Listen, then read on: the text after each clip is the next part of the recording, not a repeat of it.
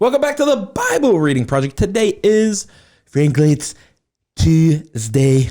I don't know what that was. I like that. You just came back from there. Did you feel the spirit of Trump? I was trying and then it went away. What is Washington like now? Yeah, it died quick. What is Washington like now that the evil Trump is gone? Yeah. And I don't know, Sleepy Joe is in. That's what he called him. How does it feel up north now? Because you just got back from there. I did. You went up there in the time of the coup d'etat where we were going to take over the world and just burn the White House down. Yeah. You were there, which we've talked about that. Wow. Yes. What you saw versus what mainstream media gave us, worlds apart. Yeah. But now that you're back up there, what do you see now? It's peaceful. Everyone's taking a nap.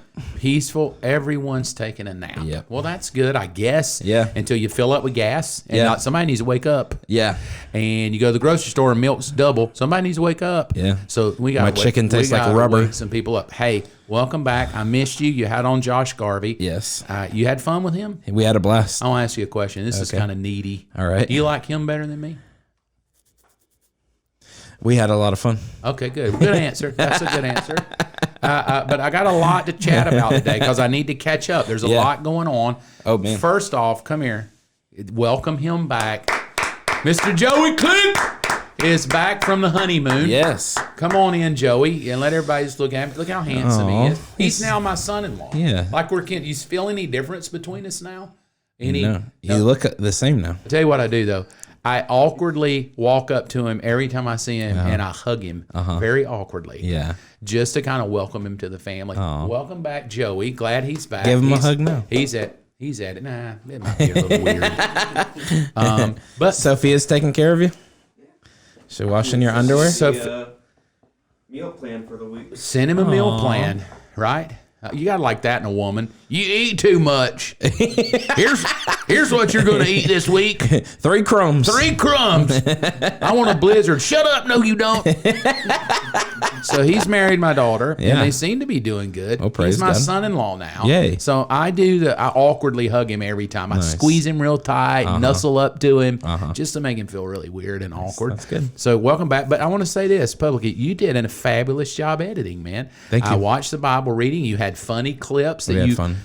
Oh, it was awesome. The way you just put these clips of the old show with... what was it called? With Fresh Prince of Bel-Air. Fresh Prince. I loved Uncle Phil. The first day I saw it, I just busted out laughing. I was like, he edited in the Fresh Prince of Bel-Air clip. Thank God it was only 6 seconds long, or otherwise it would have got canned.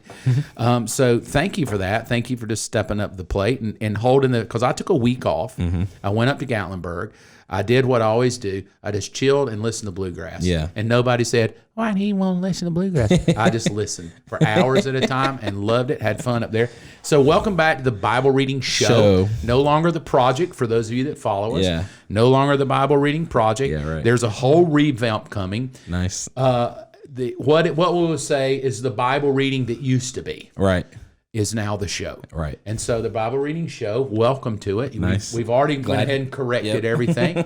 So we're now just admitting it. Right. We've tried to push it away and go, project, we're a project. Just read the Bible. Me and you both decided to forget that. Yeah, right. It's going to be a show, and then in the show, we'll chat about the Bible. Yeah. And make you feel good about reading the Bible. Right. But we do want to inspire people to do what? Read their Bible. Read the Bible every single day. It's Tuesday. Zero excuse. So I'm just going to shake things up, right? So let's just talk about hats. Which hat should I wear today? I've got the American hat. Yeah. And then I've got our sponsor, non-sponsor, fake sponsor, the Peterbilt hat. I'll just try them on. Yeah. And you tell me like which one should I wear today to talk about the Bible. So I like this one because it has the curved bill, which is the humble hat. Humble hat. Yep. All right. And then I like that. Then the I'm in charge and I don't have a humble bone in my body. Yeah. Prideful hat. Yeah. Pharisee. American Pharisee hat. Which one do you like better? But I like that one because the grays match your shirt. Good. Okay. Joey, you got a preference, the Peterbilt or this hat? Yeah, okay. It's my I like the norm, right? American Okay, hat. well, I'll just put this back. You feel any different vibe in here with my hat on? Yeah, I feel like, oh gosh, it's weird. It's all about him now. Oh, wait till tomorrow. I got a question tomorrow. It's going to blow you away. Oh, so I'm going to hold it though. Okay. Hump day. Read 8 verses in. All right. So we're going to read 8 verses today. I got another question. I was challenged yesterday about miracles. I'll talk about that again, and then I have a question for you. Jump on. Okay. We're reading Matthew 16 this week. We're going to do 8 verses. We're going to start in verse 1. One day, the Pharisees and Sadducees came to test Jesus, demanding that he show them a miraculous sign from heaven to prove his authority. He replied, "You know the saying, red sky at night means fair weather tomorrow, red sky in the morning means foul weather all day. You know how to interpret the weather signs in the sky, but you don't know how to interpret the signs of the times. Only an evil, adulterous generation would demand a miraculous sign, but only the only sign I will give them is the sign of the prophet Jonah." Then Jesus left them and went away. Later, after they crossed to the other side of the lake, the disciples discovered they had forgotten to bring any bread. "Watch out," Jesus warned them. "Beware of the yeast of the Pharisees and Sadducees." At this, they began to argue with each other because they hadn't brought any bread. Jesus knew what they were saying, so he said, "You have so little faith. Why are you arguing with each other about having no bread?" All right, so here's my question for you. Yesterday, we talked about this group of people, religious people, want a miracle. Yeah. Jesus like, nah, you're evil and you're adulterous. And we landed on the reason he called them that is because he knew they weren't going to change. He could give them 1,000 miracles. Yeah. It doesn't matter. Yeah, right. You're going to chase me all day long. You're never going to change. Your heart's never here. Right. Your heart's far from me. That's why I said adulterous, is that you're faking the love language you said. You're faking the love. It's not real love. And then we kind of brought out, you know, if we're going to seek that kind of stuff, the next conference, the next bigwig, the next book, the next hip pastor, the next church plant, the next whatever, which is totally cool. Right. But at the end of the day, the goal is a life change. Right. Right. That our lives should change. And the thing we landed on is that Jesus, the guys that asked him, the Pharisees that said, "Hey, we want to see a sign," he didn't just say, "You guys are bad." He said, "Your whole generation is bad. Right. Your whole generation is evil. Your whole generation is adulterous," meaning this, you all want what you want, but nobody wants to change. Right. I want to talk about that today. Okay. I want to talk about 2021, a generation that wants everything, God to do everything for them, but doesn't want to change. Yeah. And then what is our responsibility as the church? Right. To bring about a change. Here is why I use the word responsible. All right. Verse 7 again. Okay. All right. After this, talking about the bread, Yeah. they begin to argue with each other because they hadn't brought any bread. Okay. Yeah. I wrote down on a little note, and this is what I wrote. And I did it 2 years ago. Okay. On 6/4/18. So it was the 4th of June in 3 years ago. Yeah. Wow. Here's what I wrote on Matthew 16:7. They're all arguing. You should have brought bread. I didn't bring bread. You didn't bring bread. I thought you were bringing bread, right? Yeah. Here's what I wrote. Nobody's responsibility became everybody's problem. Nobody's responsibility became everybody's problem. That's good. Here we sit in 2021 where I believe the church has taken no responsibility. Yeah. It's not my issue. It's somebody else's. And if it is somebody else's, I'm not going to do anything about it but argue and whine and complain about it, but I'm not going to do anything about it. Yeah, I'm just going to talk about this generation today is really crazy, but I'm not going to do anything about it. Right. So now, because the church has not taken responsibility to own their 50 feet, to realize that the generation behind us is probably pretty dark concerning the kingdom of God. Right. It definitely dark concerning the doctrine of God. Yeah. It's more feelings and doctrine now. But the reality is when the church doesn't take responsibility, nobody's responsibility becomes everybody's problem. Right. And here we sit today, I feel like the church in a strange way is facing a big problem. Yeah. Because what we're facing is a culture. Yeah. A generation Right. that's lost. Yeah, right. A generation that doesn't know the Bible. Right. A generation that couldn't tell you the 4 Gospels. Yeah. A generation that much more than just Jesus loving me probably would have a hard time explaining faith because we've just pushed it all aside for let's chase after the feelings, which is the miracle. Let's chase after the feel-good stuff. Right. And so the two things I want to really focus on today is what can we do practically to take responsibility to shift a generation that may be lost. Because you work right in the middle of it all. Yeah. You see the good, the bad, and the ugly. You're the student pastor over this whole ministry here. So you got kids coming in the door that may not know a lot. And you got kids that grew up in church. But tell me what you see. Tell me what you think that is our responsibility versus just making comments about it. Yeah. So I am a millennial, right? And I hate the term because it has such a negative connotation.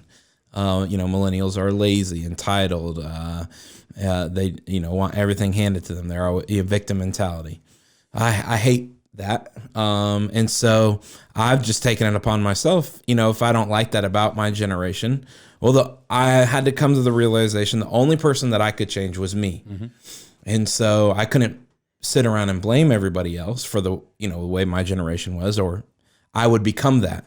So I just had to take responsibility for Ryan and say, well, I'm not going to be lazy. I'm going to work hard. I'm not going to be late. I'm going to be on time. I'm not going to be entitled. I'm going to be selfless. I'm not going to be a victim. I'm going to be victorious. And that comes from the wisdom of God. So how do we do that in this generation? As the church, I think we say, well, I can't change anybody, because it's true. Like I had to come as a youth pastor, I had to come to that realization. I can't make anybody change, but what I can do is plant seeds. And I think just taking the responsibility of planting seeds, instead of having the attitude of, well, it won't do any good. It doesn't do anything. They'll never listen. They're annoying. They're bratty. They're entitled. They're victim mentality. And whatever excuse I don't know, I'm not going to have that. That's not my job to change the victim mentality. It's not my job. My job, what I had to come to the revelation of, what is my job? My job is to plant seeds and to water. And I think by doing that, it changes people. Instead of, well, they're not worthy of the seed. They're not worthy of me watering. They're not worthy of my time or me loving them or me being No, you can't have that mentality. That's not my job to find out who's worthy and who's going to do it and what will give me a good return on. My job is to simply plant seeds and to water. And I think that's, verse 7. Well, whose job? No, it's my job to get the bread.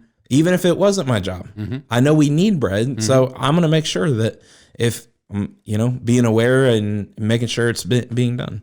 And I think no matter what, I'm going to take responsibility to do it. Plant seeds into water. There is a meme that's running around. I'm sure you've seen it because we share memes back and forth, right?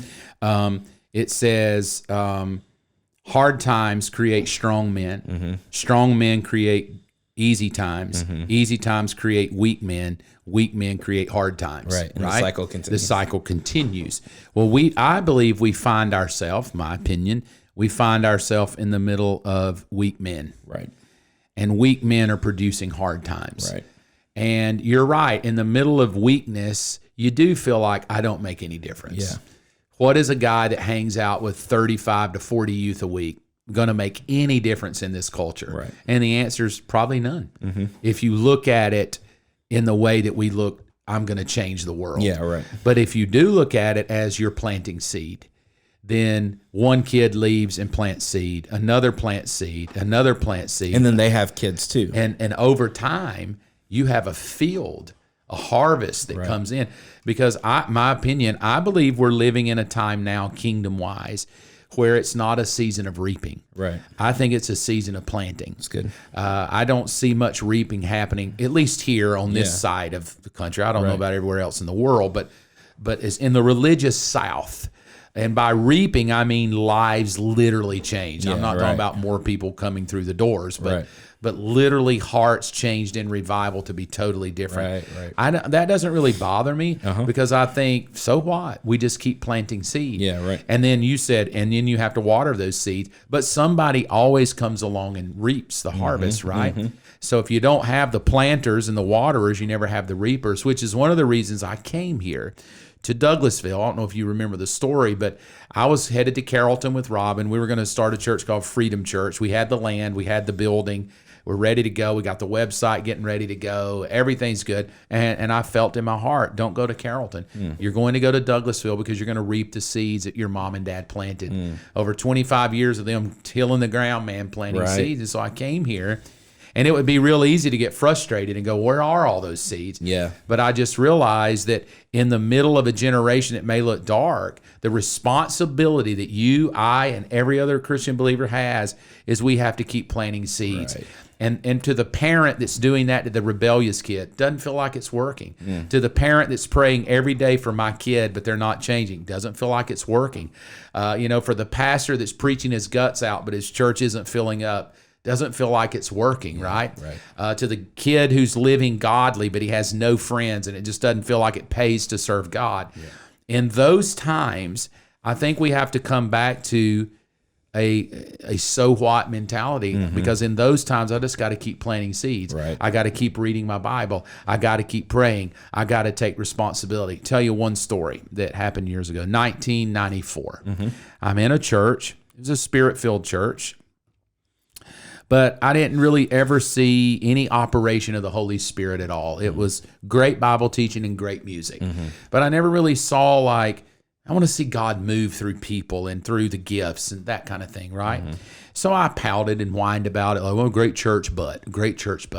So it was one Sunday morning, I was getting ready to come to this church. I was on staff, so I was getting ready to come, and in the shower, I heard this, why are you whining? And I was like, well, I really want to see the gifts operate. Well, then why do you keep looking at everybody else? Why do you quit blaming everybody else? And why don't you just walk in the door and go, God, if you want to move today, use me. That's good. And so on that day, I drove to church on that Sunday, and I said, okay, God, man, rather than me whining and complaining, you want to use something, use me. Yeah. You'll use anything, God, use me. There was a song out then that that was one of the taglines, and if you can use anything, Lord, you can use me. And I walked in the door, and sure enough, that day, God used me in a powerful way. And I learned a lesson. When the church whines and complains and just acknowledges facts versus owning responsibility that the facts that I see may be calling me into the battle. Right. And I think things change then. I guess it's that whole transformation of, and it's really easier said than done. I know that going from I'm a victim to being victorious, that, oh man, well, gosh, well, why is nothing happening? I see that these things should be happening. Why aren't the gifts being used?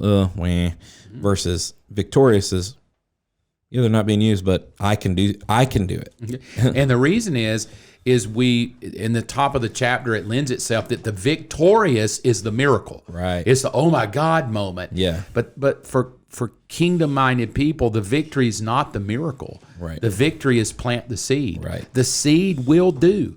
Genesis 1, you plant a seed, every seed bears after its kind. So to the mom or the dad that's praying for the kid, to the wife that's praying for the husband, and you're praying for a miracle and going, I'm seeing nothing here. Or the person praying for a miracle in their body, and you're not seeing that miracle, don't give up. Right. Just go into, I need to keep planting seeds. Right. I need to keep praying. I need to keep speaking life over my husband. I need to keep believing for my marriage. And rather than feeling like a victim, that I'm not success. Here's the deal. I'm not successful until I get the miracle is a lie. You are successful when you plant seed. Yes. And if you quit planting seed and just pout, whine, and complain, but quit praying, quit quoting, quit believing, quit standing, then that's when defeat comes. And I think that's the message of today. Hey, we love you. We'll see you tomorrow, Hump Day. Have a good one.